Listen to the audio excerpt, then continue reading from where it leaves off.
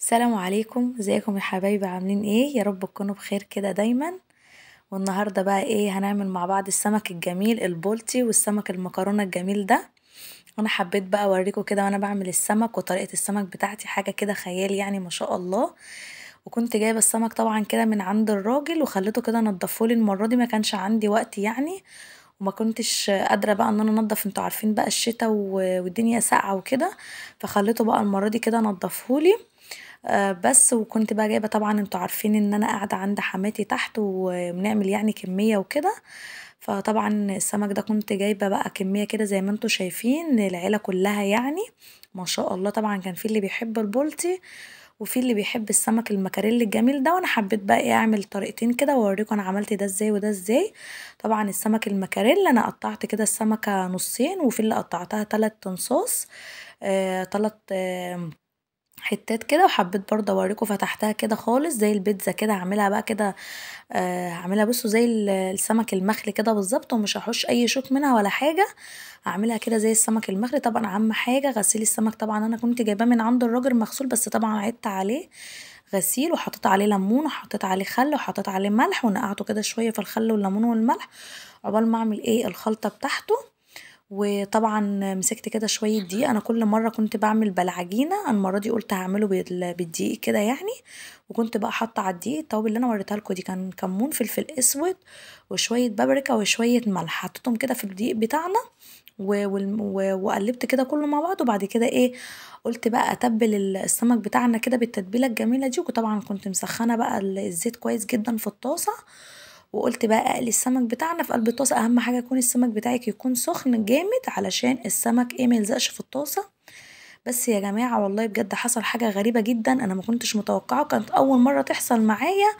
وانا جايبه السمك بتاعنا ده يعني كان حاجه غريبه كده. كنت اول ما بحط السمكه في الزيت كان السمكة بلاقي ديلها بيتني جامد كده وبيرفع، وبلاقي السمكة شققت كده من فوق. فانا ما كنتش عارفة ايه اللي بيجرى، انا كان اول مرة يحصل معايا كده. واول مرة السمك بتاعي يعمل كده، فكنت مستغربة جدا.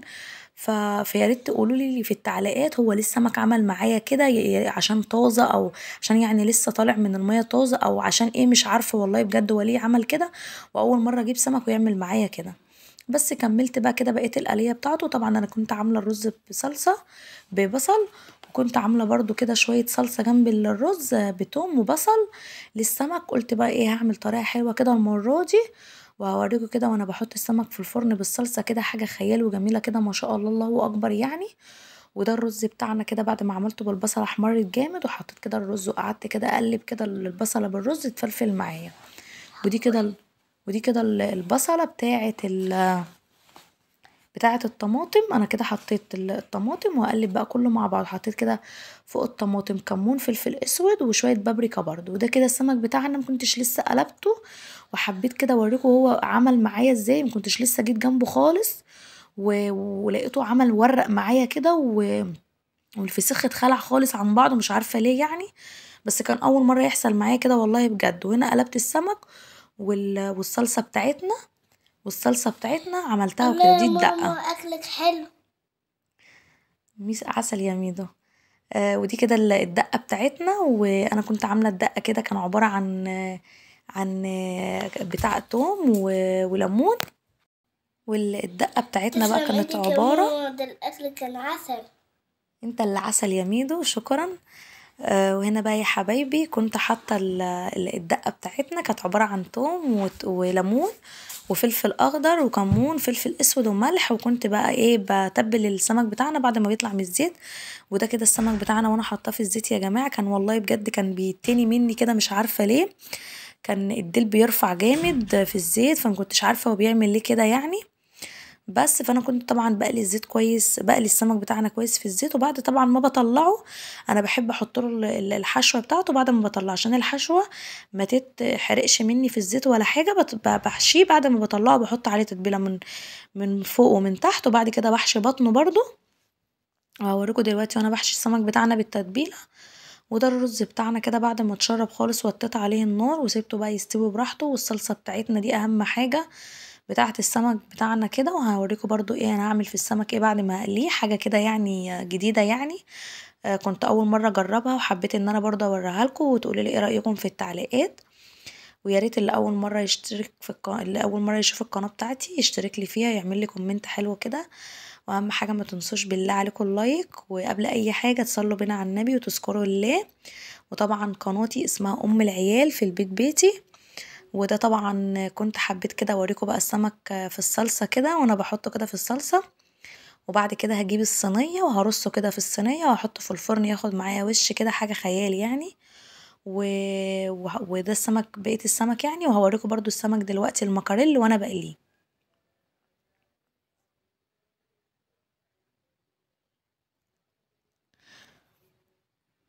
هقلبه تقلبتين كده في الصلصة على النار.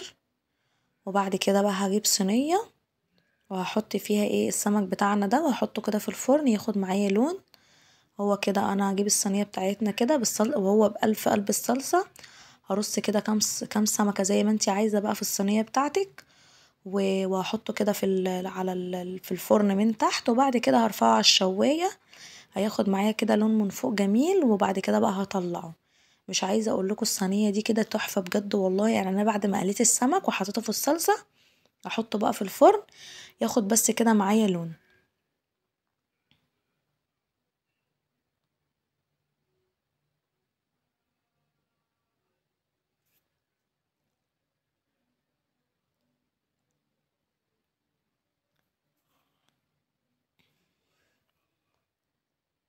ورصي بقى زي ما انتي متحبي، او عايزه تحطي مثلا مكاريل ممكن تحطي. عايزه تحطي سمك بولتي بس زي انا كنت حاطه سمك بولتي بس عشان طبعا المكاريل. انا بقى هعمل المكاريل بطريقه تانية خالص. انا كنت عامله له عجينه هقليه في العجينه بتاعته. يعني انا بص اهو السمك المكاريل فتحته كده زي ما انتوا شايفين وعملته في العجينه كده. عملت له زي عجينه كده بنفس التتبيله بتاعه الدقيق وكل حاجه والتوابل اللي انا كنت حاطاها عليها. بس الفرق ان انا عملت لها حطيت فيها شويه ميه عملتها زي العجينه كده في قوام البشاميل كده. وحطيت لها شويه توم من المفرومين. وهحط بقى اطلعها كده بالعجينه دي وهقليها برضو في الزيت. عايزه اقول لكم كده حاجه تحفه بجد والله. وهتلاقيه عامل معاكي زي السمك المخلي بالظبط. وده كان العيش بتاعنا كده اللي هو الفلاحي ولما بليناه.